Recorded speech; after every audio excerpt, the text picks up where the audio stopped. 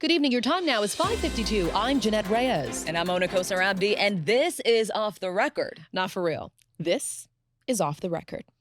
You're the CEO of your love life. A lot of women are acting like the interns. Your type is not your type. That actually your type is your trauma. Anwar White is a highly sought-after dating and relationship coach who specializes in helping successful women find their match. I work with very powerful, successful women who don't need to play small. So you should have a roster. Always. I call it Olympic dating. You got to have a gold medalist, a silver medalist, and a bronze medalist. I know men hate to see Anwar coming. Because if a man is truly in his masculine, his pleasure is derived from What are the best apps to be on? What time of the year? You say there's a month you should absolutely not be on these apps. Should you date outside of your race? I think you should. What are the top 5 red flags you should look out for? How do you become irresistible? You become irresistible I will tell you that my most difficult clients are the most traditionally beautiful. Why is that? Because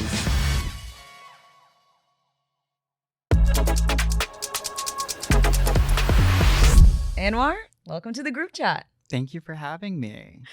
We've been dying to have you on. One thing I love about you is that you are like the definition of coming with facts. Like, you don't do anecdotes, you don't just do vibes. It's stats, it's research, it's data. And more this day and age, especially with dating, we want to know what it's really like out there, and we want it to be research based. So for those who aren't familiar with you, how would you describe yourself and what you do?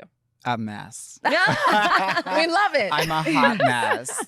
No, so to your point, I think about dating and relationships from a qualitative and quantitative perspective. I think it's really important. I'm not someone who's like, which I think, respectfully speaking, a lot of people out there are. And so I think it's important for people to feel very informed about what's the real deal when it comes to dating. I mean, I work with 300 women at a time. So I'm on the ground floor. I'm working with 300, 400 women at a time. And so I understand exactly what it really looks like. And because I have and work with so many people, I have my own data set. I was an undergrad statistics major.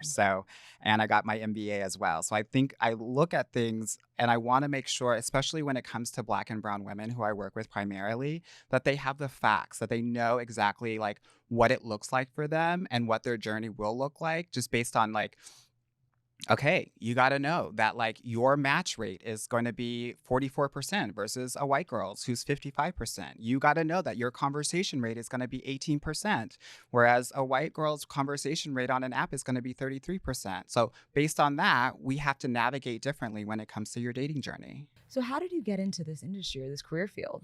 Yeah, so like I said, I got my MBA from an Ivy League institution, and I would reach out to all of my girlfriends after we graduated, and everything would be going well for them, right? They had the job, they had the car, they had the amazing home, they traveled 6 times a year, but their love life was shit.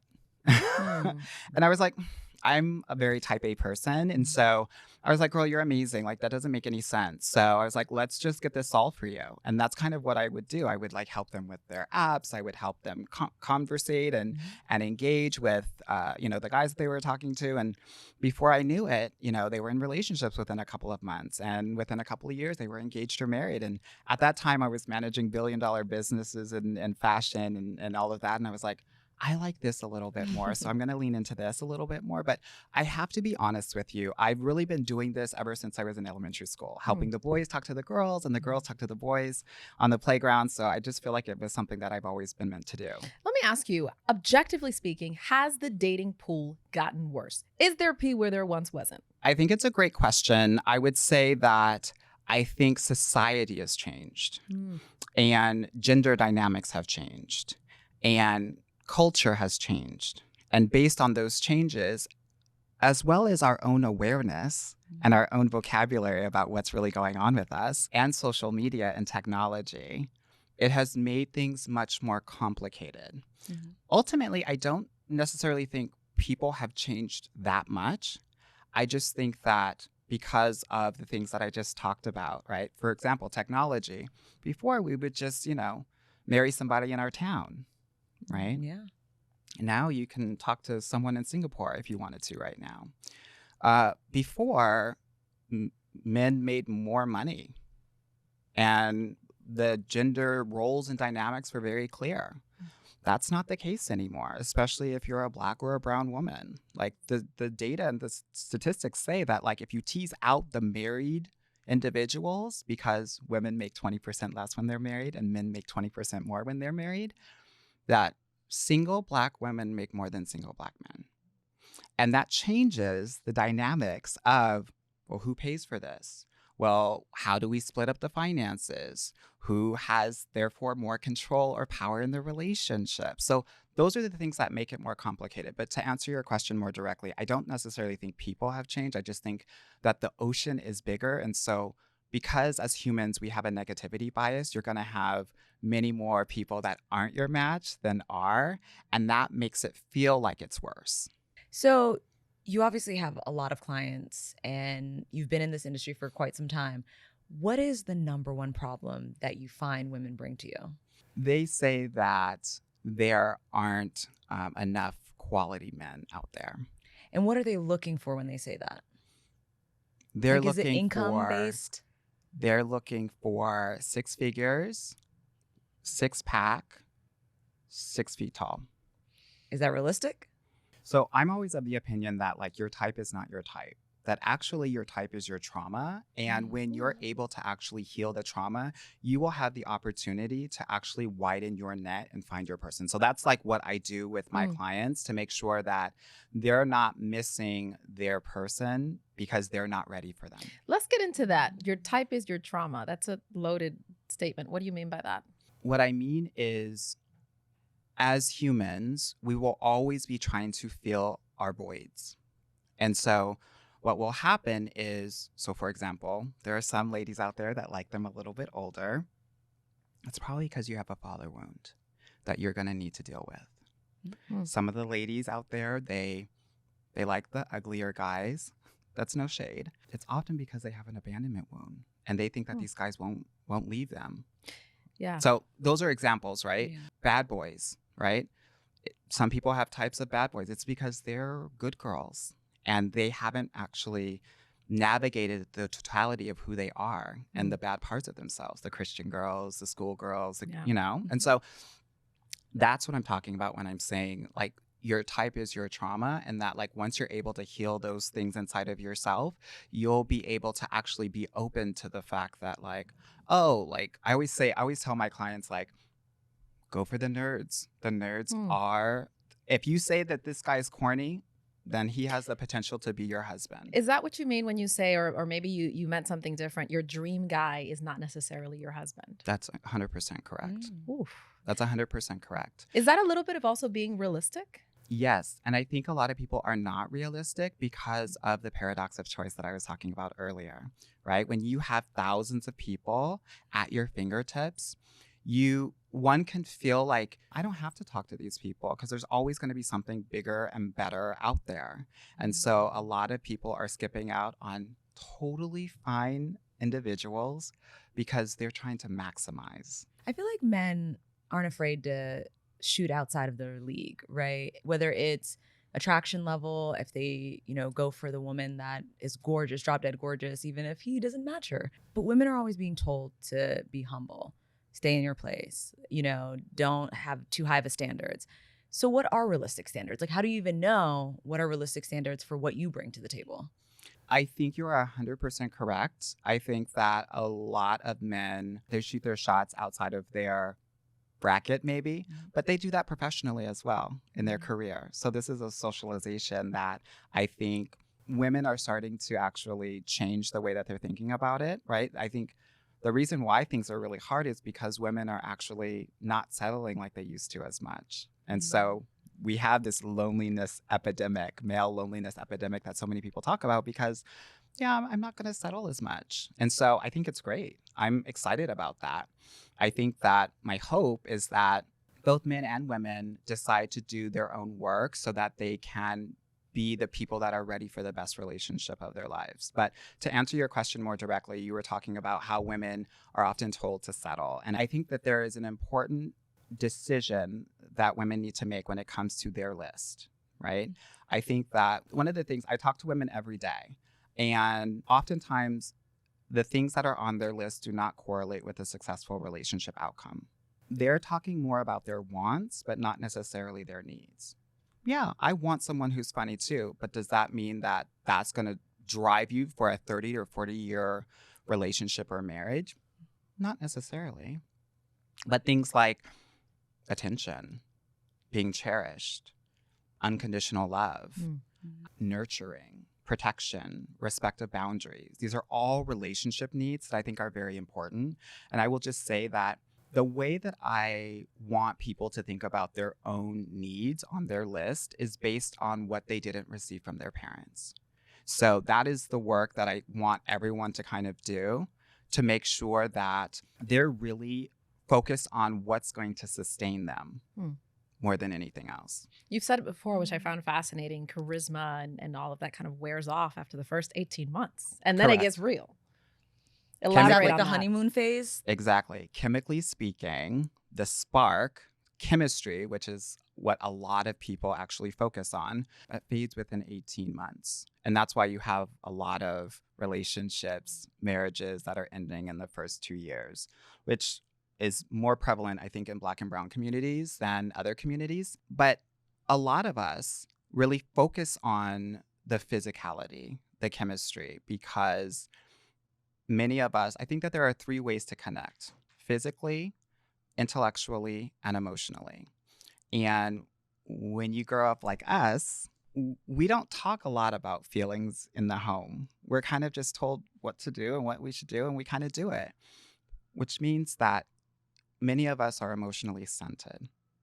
And what happens is we will overly compensate for that emotional connection with physical, which is the spark, which is chemistry, or the intellectual. He's got to be educated, right? I want to talk to him about the art that I saw at the museum. Like, he's got to be able to. And it is because we aren't as practiced with the emotional connection, with vulnerability, with speaking about our feelings. How do we feel, right? Talk to me about that, because there are certain ways that you can ask for what you want. And you touched on doing it from within feminine energy rather than, masculine energy. Can you tell me the difference of the two and how you can get the outcome that you want by using your emotions and tapping into your emotions? Yeah, great question. I think that a lot of women, but I want to say specifically Black and Brown women, are very scared to be vulnerable. And what I think they've been taught is if you're vulnerable, you're weak. And in dating and relationships, being vulnerable is probably like the hugest superpower that you can have. And I'll tell you why. First, when you're vulnerable, you are actually being able to evaluate your partner's like emotional capacity and sensitivity. And respectfully speaking, most men don't have it. So when you're not vulnerable, what happens is that you actually allow more people into your sphere. And what happens is you start to warm up to them and you start to like them. And that's when you are vulnerable. But at that point, it's too late and you're already sprung. So it's harder to leave them. And most people end up with emotionally unavailable partners because of that. Versus learning and having the emotional confidence to be vulnerable from the get-go and being able to evaluate their emotional capacity then to be able to know if they're a great partner or not. The other thing is the feminine energy is about leading with feelings. The masculine energy is about leading with head and thought and strategy and action. Femininity is about, and I know it's ironic since I am a man talking about femininity, but it's about leading with feelings. It's about being. It's not about doing. And so when we're asking for what we want, I'm always of the mindset that we don't tell people what we want. We share with them how things would make us feel. So this morning, I was doing some role playing with a coaching client of mine in Charlotte, and she's about to have an exclusivity conversation with her guy. And what I was telling her is like, when you're having this conversation, don't tell him, I want to be in an exclusive relationship, right? We don't tell men what to do, right? What we do is we say, I would be really happy if we were in an exclusive relationship. We lead with the feeling first. Always. Because when you are leading with feelings, what happens is you will activate the masculine in your guy because men are hardwired to want to protect you. So your feelings will be the GPS roadmap for him to understand how he can protect you or not. So when you're sharing, "Ah, that makes me really sad, right? Or, yeah, I'm really disappointed in this. That goes much further than trying to tell some man about himself. That is it. That's such a powerful thing, and it took me a while to learn that. It's not that it's any less influential. I think it's even more powerful Totally. because sometimes they don't even realize what you're doing, and I don't think it's manipulative. I just think it's a different way to approach issues in the relationship. So it can be as simple as saying we don't spend time together and you don't care and this, that, and the other, and just saying I really miss you and I like spending time with you. Ooh, child. Right? It's a totally different mindset. The first one goes in one ear and Yeah. out the other, and all he wants to do is appease you. So he'll just say whatever for you to, respectfully speaking, shut up. Instead of saying, I really miss the times that we would just like go to those random weekend trips. And you remember that one time that we did? Oh my God, that was so amazing. You don't have to even tell him to do that. Yeah. Now you've inspired him, which is what the feminine energy is all about. And now he's looking up trips to replay that because he wants to satisfy you. Because if a man is truly in his masculine, his pleasure is derived from your pleasure, right? So I'm curious though, on the kind of the flip side, what happens when y'all are both in your feminine energy? Nothing happens, girl. Somebody's on one side of the bar and someone's on the other side of the bar, and y'all just looking at each other. He said, like I missed that trip too. Like it's a junior high dance. What Yeah. about both masculine though, actually? You're button heads on. Which fighting I'll all be the the first to time. admit that was me and my husband for the longest time, because I'm just so, like, I've always been headstrong. I've always been like, I got me, independent Black woman. And like Jeannette just said, it took me so long to realize that if I just change the way I communicate and say like, it really makes me happy when this happens. We even like outside of the dating phase, well into marriage, it is just an effective communication style. Yeah. 100%, 100%. I will just say there are different levels of femininity, right? There is kind of what I call level 3, which is kind of codependent, right? She's like calling him and texting him and like, you know, putting her whole world onto him, right? That stresses a guy out and is overwhelming, and he's going to want to run the other way. Level 2, which is where most Black and brown women are, is Miss Independent, who does everything for herself because unfortunately she's had to, and she hasn't had people to really rely on and depend on. But when you say things like, I got it, he takes that as rejection. He takes that as, oh, you don't think I can get it for you. And he's going to find a woman who he can be in his masculine with and feel actualized. What would you say to people who are saying that's just protecting a fragile ego? A Mm. man shouldn't, because the reality is there is some controversy about this whole like, you know, having to be feminine and, you know, and allowing him to be masculine. What's your response to that?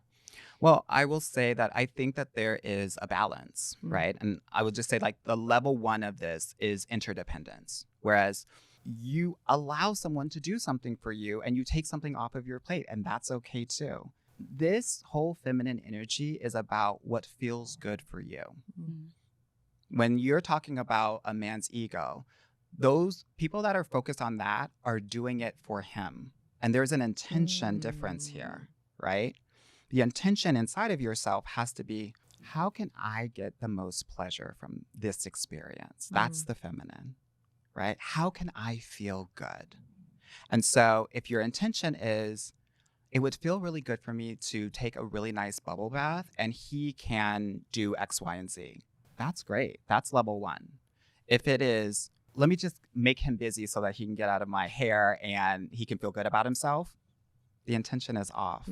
And the nature of the interaction will be off as well, because men are very intuitive and they will sense that sort of energy as well. I think a lot of people talk about women's intuition. Men are very intuitive. That's why predators can focus on women that have often been prey, right?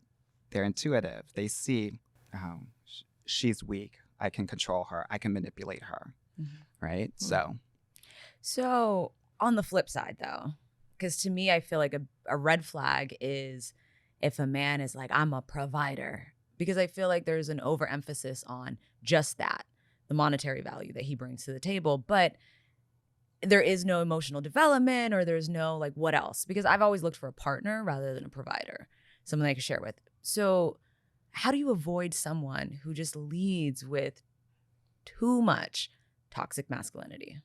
I think that women that are in their masculine energy will attract those kinds of men. And they will also attract the more dominant feminine men. So relationships are really about the yin and the yang. And a woman that's in her masculine energy will attract two kinds of men. Either a man that's in his hyper toxic masculinity, or a man that's in his dominant feminine energy. And so those hyper toxic masculine men will want to forcibly submit the women into their feminine, right? In terms of like toxic masculine men and leading with providing, this is why it's important for women to show up on dates and take up space on dates as well. I always tell my clients, like, I need you to be speaking 50% of the time. I need you to be sharing your vulnerability and seeing how he responds. Don't be afraid to brag and see how he responds to that.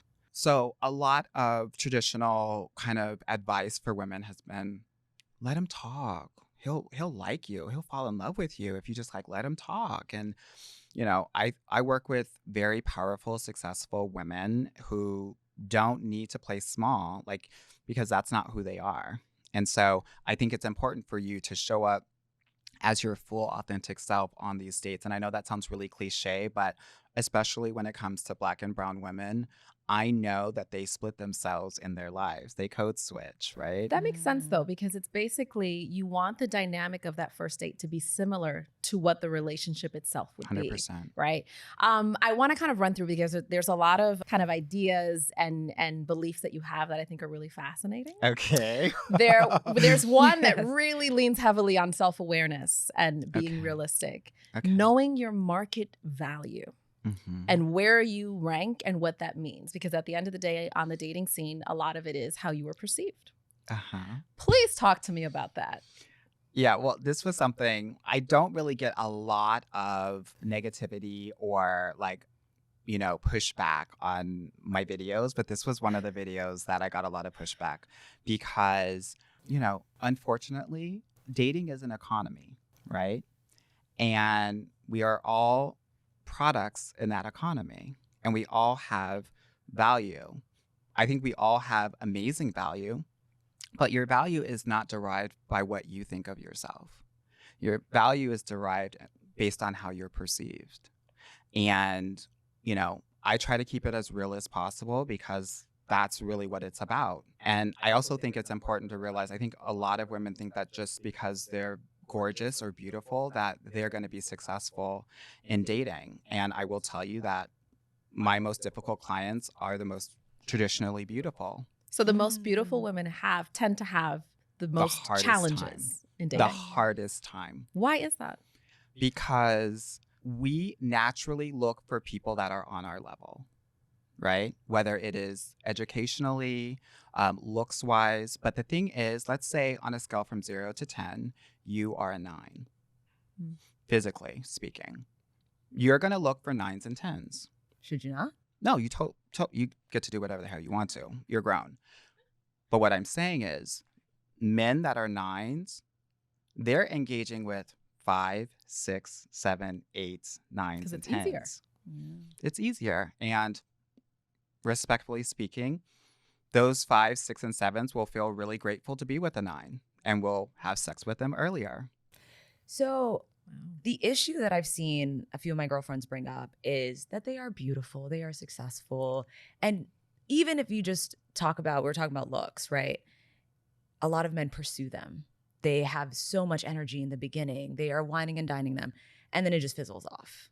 And so why do you find that to be the case where you can't sustain a relationship, or you find that people are interested in the beginning and then they lose interest? Oftentimes it's because men don't find an emotional connection with them. That there hasn't been true vulnerability. It's not enough to just talk about work. Men have to feel seen and not just, you know, thanked for what they do, right? I always say, like, the wife formula is homie, lover, friend, right? Are you a homie? Are you a lover? Are you a friend? And most of those very smart and successful women kind of tend to just be lovers. I wonder if this has any relationship. Something you said about. I say a lot of stuff, girl. I find it fascinating. Like I actually have my I phone will read it out back to you. because I got notes. I'm like, oh my gosh, this is a good one. You said there's a big difference in success rates between women who date to marry and women who date for fun. Mm-hmm. What's the difference in approach? And does that relate to what you're saying here as far as being the homie, A little bit. The women that are dating for marriage actually get more disappointed and more frustrated because they're thinking that every guy that they talk to can be the one. And guess what? 97% of the guys that you talk to, you won't have a third date with. So think about that balance of disappointment to quote unquote success, and you will realize that those women that actually date to marry, they have more of a start and stop pattern when it comes to dating. And when you have a start and stop pattern, what happens is that when you stop, you lose all of your dating momentum and your results. So you should have a roster. Always. Always. I call it Olympic dating. You got to have a gold medalist, a silver medalist, and a bronze medalist. Expand on that for me. Because some people would say you got too much going on. You're not focusing on one thing. So your attention is divided. It should be. It should be. Because none of these men are the one until they're the one. Right? So, and it's interesting. A lot of women say, oh, but I can't do that. It's too much. And to the women that say that, I say it is probably too much because you're treating one man and giving 100% of your energy to each man. So yeah, you're expending 300% of your energy and heart space and love. And each of these men should have 33%. Should the men know that they are one of many? If they ask, we should be honest. Oh. What I know for sure is that men who are very determined about you don't care because they know that they will win in the end. They probably like the competition. Exactly. Yeah. But because they know that they're not going to stop.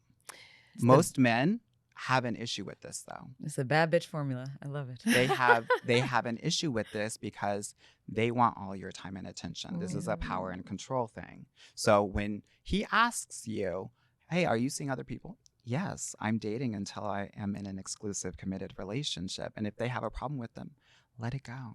What are the top 5 red flags you should look out for? Like absolutely don't even waste your time. Well, I will tell you this. I don't really deal in red flags or green flags. It's like not my thing. And I say that because I think that when we're focused on red flags, we're always looking at things externally. What do you mean by that? He does this. That's a red flag. It's actually centering the man. And I want my clients and I want the women out there to really focus on how things make them feel and really being able to check in with themselves. Because I will tell you, I have some clients that are really busy doctors and don't want to be texted throughout the day. And like text me at night or text me on the weekends when I'm off. I have some clients that if they don't get a text in a day, spiral. So you're saying red flags are subjective. Depends on the person. 100%, right? But because it's based on our lived experience and how things make us feel. And so, because I always say this, your job as a woman in a relationship is to know how you feel and express it. That's it. So I've always felt like the 50-50 conversation or like even the first date, like who pays or how long he pays or what he buys you. I feel like sometimes women use that to gauge how a man sees them, right? Do you value me? How much do you value me? Enough to buy me this or, pay for all the dates or whatnot? I don't think that's necessarily the case, but how do you gauge how someone sees you and how much they value you? So I want to talk about the money thing because I think it's very important. And I think specifically for Black and brown women, I think many women, and maybe they'll say this in the comments or not, it is a way for them to gauge whether the person that they're talking to is poor or not. And unfortunately, they've had to deal with a lot of people that just never could potentially have a relationship because they were not stabilized in their career. And most men have to be stabilized in their career to even be relationship ready. So I understand that it was and is an evaluation tool in dating. I will also say, if we're going to kind of peel the onion a little bit, many of us growing up had both of our parents or whatever parents you had in the household working a lot. So they weren't really home. And when they were home, they were tired. They had been beaten up by society for a variety of reasons. And so what happens is a lot of Black and brown parents overcompensate on birthdays and Christmas and give you lots of presents because they weren't there to give you the quality time. And so what happens is many of us will correlate that with love, and it's not. And so I think it's important to understand some of the context that happens in our lived experience so that we can understand where it comes from. You know, I'm someone who is very much about coffee dates. I think versus like a dinner date, you're saying, or yeah, just... I would never want my clients to have a dinner date for the first date. And that's controversial. A lot of people say, no, I'm not going to get out of the house and put a makeup on and dress up for anything less than a $200 dinner. Mm-hmm. Yeah. The thing is, a lot of toxic and narcissistic men will want to woo you in that way to get them into their spider web, right? And so a coffee date, I think, is really helpful because it is hard to hide when I'm just talking to you. And also, to be honest with you, most wealthy men actually prefer coffee dates than like these fancy dinner dates. And it is because wealthy men do their due diligence before they invest in anything. So they want to know, shall I invest in this courtship or not? Right? Versus someone that's a little bit more flashy and just wants to impress you so that you can be wooed. And maybe your evaluation of him can be biased because I'm at Nobu, right? And this is like such a cool experience. And so I'm actually now, because I've had that date, I'm evaluating the date in totality and not the dater. And Anwar, what would you say though for someone who says that you're setting the stage, that you're low maintenance, that you're okay with something like that? I'm someone who encourages my clients to see the trajectory of the courtship, right? So you want to see, do things start to, is there more and more investment as the courtship goes on, right? Like if I'm doing a coffee date and date 5, that's a no for me, dog. What are your views on dating potential? I don't believe in potential. For me, I think, you know, I used to on Saturday mornings go with my mom and we used to shop at thrift stores all day long. And I think of potential in the same way as I think of those Saturday mornings shopping with her, which is there's a lot of as is signs on the merchandise. And I think potential is not real. I think it's imaginary, and I think it's a projection of what you want, but not what is. And so you play yourself when you date based on potential because it's not promised. Okay. And oftentimes when you are thinking about this person's potential, if we're going to be very deep, it's really about the potential that you want for yourself, and that's what you need to explore. Or I've heard too, which I thought was really deep, you're projecting onto them what you want them to be, and sometimes you're missing that this is not the path that they're on. Or if you were them, this is what I would do. That's exactly right. That's what I'm saying. Yeah. And it's unfair. It's unfair to them and it's unfair to yourself. Yeah. So one of the big reasons why a lot of brown and Black women have issues dating is because they also want another brown and Black man, right? And they limit their dating pool to, I want to date only Black men, for example. And that can, you know, lead to some issues. But what are your thoughts on that? Should you date outside of your race? I think you should date everyone. And I think that the best man should win. And I think that when you open up yourself to everyone, I've run the numbers, you 7x your chance of finding love. What about cultural nuances? I think that there's so much technology and social media that more and more people have more exposure to what is available, right? And are able to inhabit a variety of different spaces. And so I understand that there are different lived experiences in different cultures. But I also know that those things, if you're in a relationship with someone that is open-minded and accepting and curious and gives you the space to share your lived experience and honors that, there's nothing that can stop you.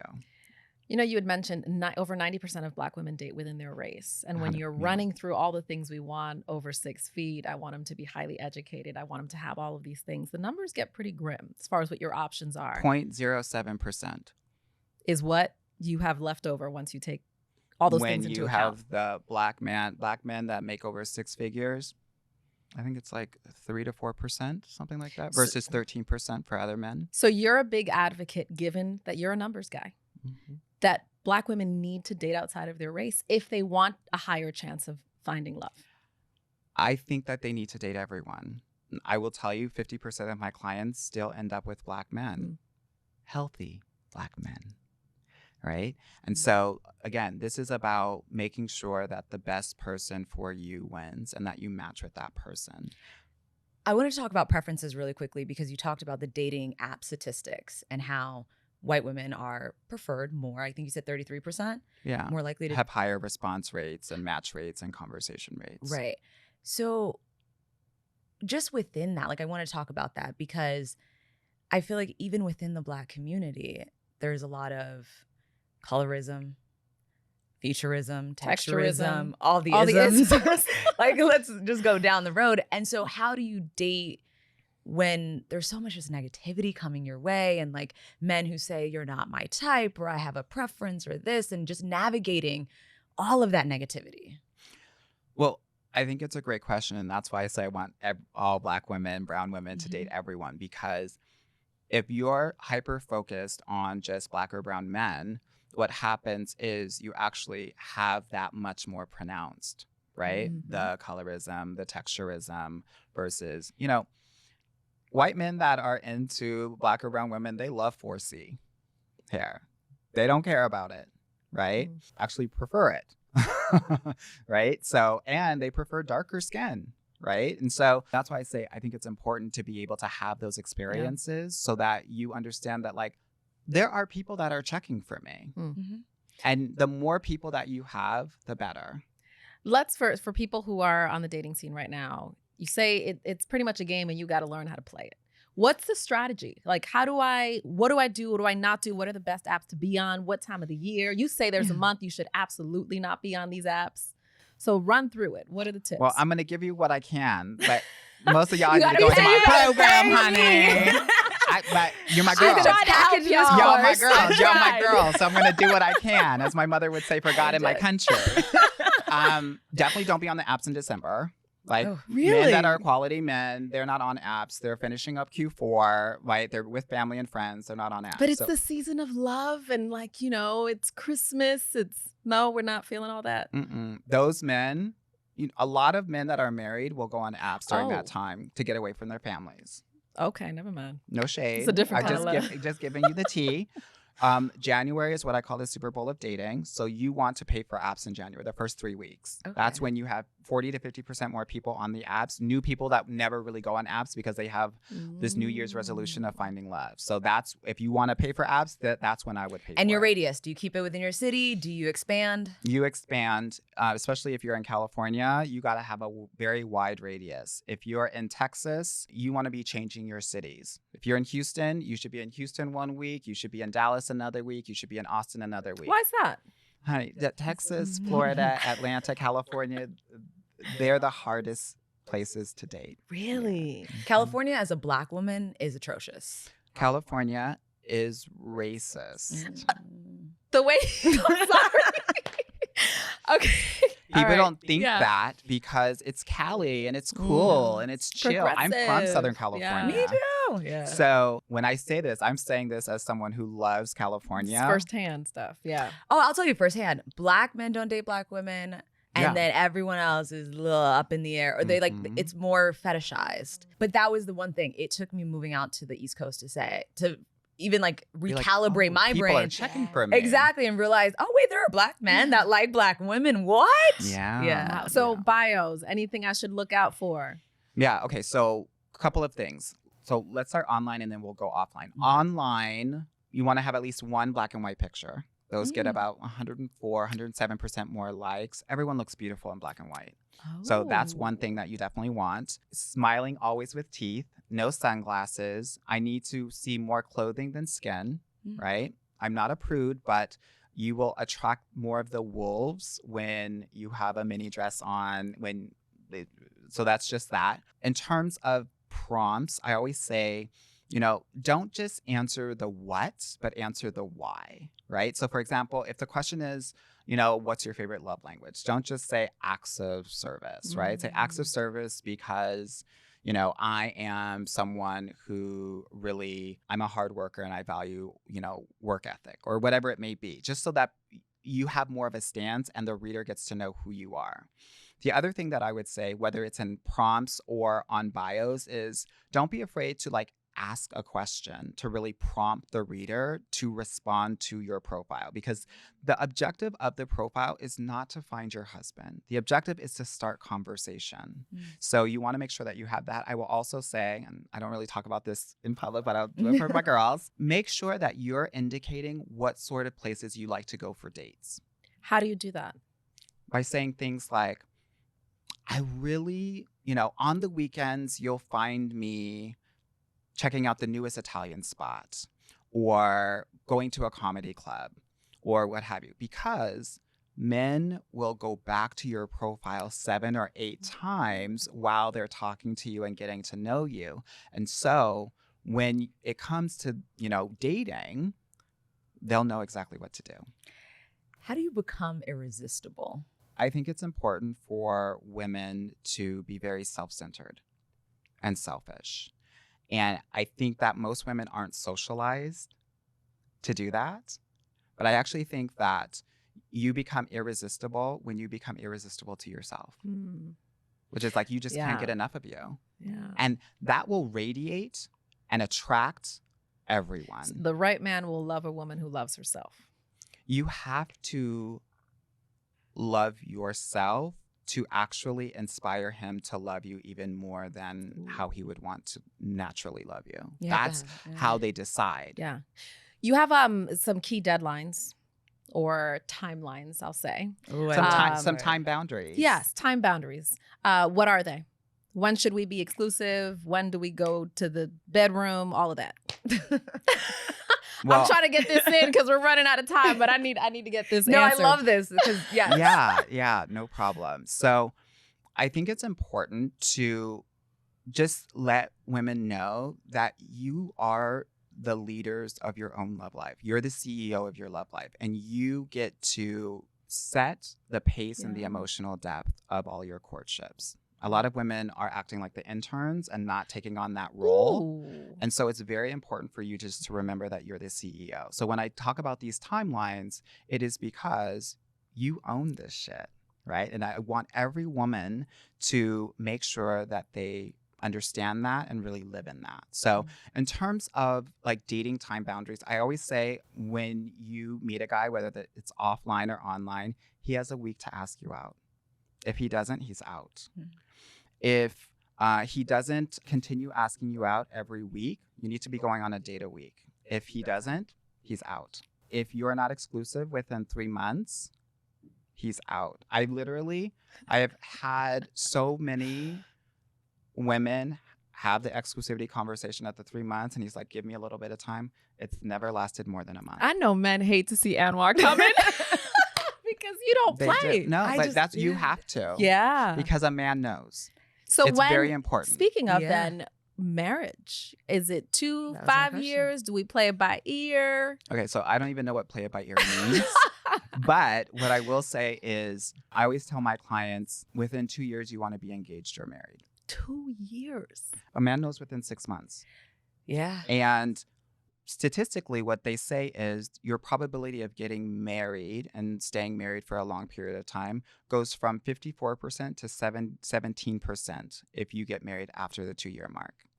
Really? Does it matter if you move in before or after getting married? In my experience, I haven't seen much of a difference, but I know that there are cultural norms. Like my African sisters would never do that. No.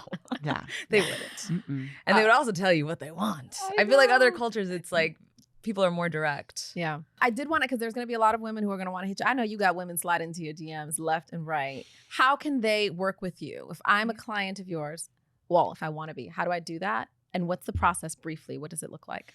Yeah, so I do have a lot of DMs and I love them. So they fill out an application and they book a consultation call and we figure out if there's a good fit or not. So I came here, I was on the phone with someone who wanted to work with us, and so she's going to work with us. But I will tell you, not everyone's ready. So don't shade me because I feel like you need 3 to 6 months of therapy. I'm gonna take it pretty hard if a dating coach rejects it. But it's not rejection because I will follow up in 6 months and be like, okay, girl, where are we at? Because this is also about coachability, right? And not everyone's coachable. That's a good point. That's why a third of the women that I talk to, I say, let's do this and let's come back in 6 months and see where you're at. What's your success rate? So for my VIP clients, we have roughly 80% plus or minus 5% that get into relationships. In terms of my Get Your Guy Club, that's closer to about 50% of women that get into relationships. So that's not as intense. That's why I was saying, like, every other day there's a woman that's getting into a relationship, or we have about 1 to 2 engagements a month that's happening. When do you let the bird fly? Or do you see them all the way through to the altar? Are you a best man sometimes? Well, I will be in the DR. Are you in marriage counseling? June. No, You're gonna I be in DR in support June, them. so. I support them until they don't want to be supported anymore. So well into the relationship, even marriage? Mhm. Oh, wow. Yeah, Wow. so that's available.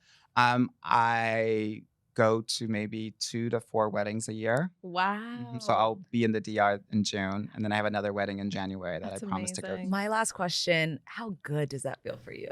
Respectfully speaking, I don't care if my clients get into relationships because this work is about them.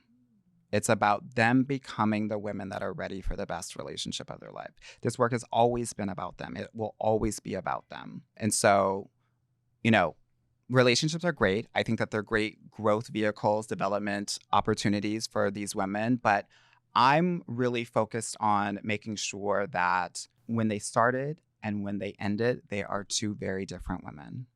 To wrap here, one of the things I love about you is that you genuinely love Black and brown women. Mm-hmm. And it's so needed, especially in this space, because I think we get this messaging of you need to do this, you need to be better, you need to make yourself smaller to fit into this box to finally be a wife, even if it's at your own expense.